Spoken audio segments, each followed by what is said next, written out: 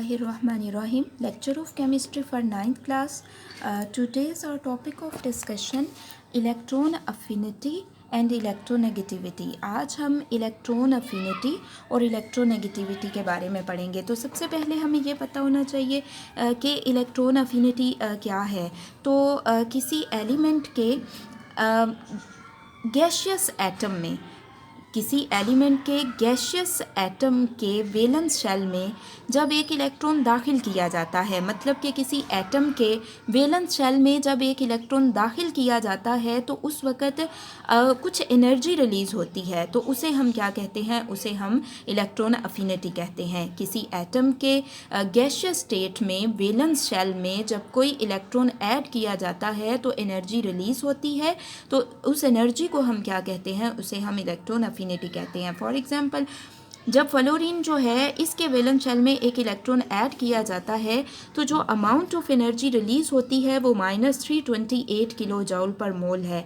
और kilo joule पर मोल क्या है, ये एनर्जी का यूनिट है। अब अगर हम बात करें ट्रेंड की, पीरियोडिक टेबल में इलेक्ट्रॉन अफिनिटी के ट्रेंड की, तो सबसे पहले हम पीरियड में देखते हैं।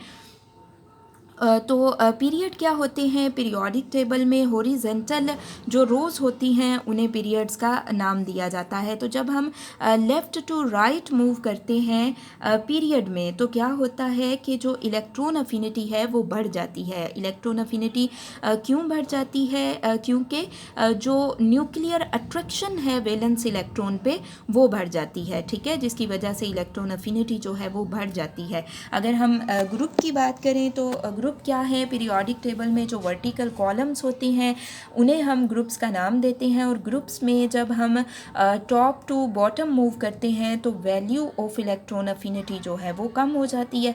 क्यों कम हो जाती है, क्योंकि एटम का साइज़ बढ़ जाता है। एटम का साइज़ बढ़ने की वजह से न्यूक्लियर अट्रैक्शन जो है वो कम हो जाती है, जिसकी वजह से इलेक्ट्रॉन अफिनिटी भी कम हो जाती है। नेक्स्ट हमारे पास है जी इलेक्ट्रोनेगेटिविटी।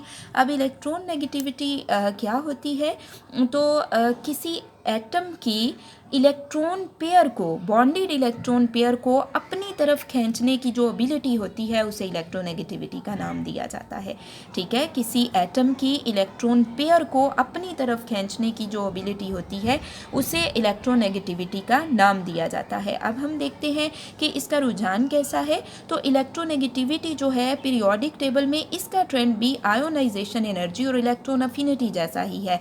जब हम पीरियड में लेफ़्ट टू राइट मूव करते हैं तो इलेक्ट्रोनेगेटिविटी जो है वो इंक्रीज़ होती है, लेकिन जब हम ग्रुप में टॉप टू बॉटम मूव करते हैं तो वैल्यू ऑफ इलेक्ट्रोनेगेटिविटी डिक्रीज़ होती है, ठीक है, इलेक्ट्रोनेगेटिविटी की वैल्यू कम होती है। और पीरियोडिक टेबल में जो मोस्ट इलेक्ट्रोनेगेटिव एलिमेंट है वो कौन सा है, फ्लोरीन है, जिसकी इलेक्ट्रोनेगेटिविटी जो है वो 4.0 है, ठीक है। तो अब आप यहाँ से जो क्वेश्चन आएंगे वो नोट कर लीजिए। क्वेश्चन नंबर 1 है इलेक्ट्रॉन अफिनिटी से क्या मुराद है। तो इसका आंसर आपके पास यहाँ से यहाँ तक है, ये आपके पास डेफिनेशन है और ये जो है ये आप एग्जाम्पल में लिखेंगे, ठीक है। ये कंप्लीट इक्वेशन जो है ये आप एग्जाम्पल में लिखेंगे। नेक्स्ट हम देखते हैं क्वेश्चन नंबर 2 है इलेक्ट्रोनेगेटिविटी की तारीफ़ करें।